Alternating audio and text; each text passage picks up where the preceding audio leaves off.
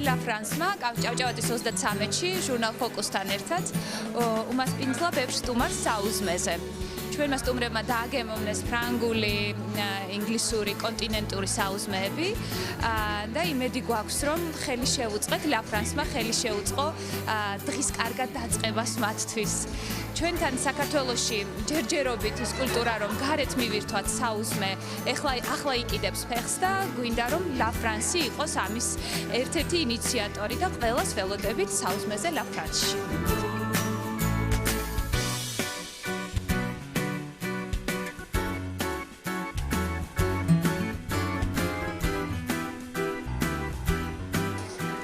მეწონა, იმიტომ რომ ძალიან დიდი ხნის უნახავი ჩემი კოლეგები შევკრიბოთ ერთად.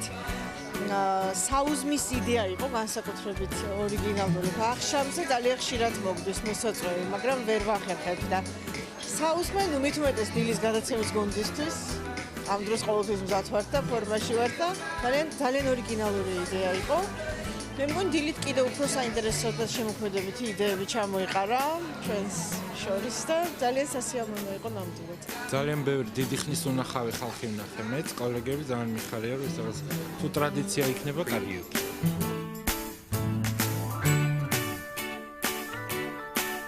ეს იყო ყველაზე ფანტასტიკური დრო დილა, რაც ამ ბოლო დროს მქონია. ძალიან დიდი მადლობა ამისთვის მაიკო წერეთელს და მთელ კოლექტივს.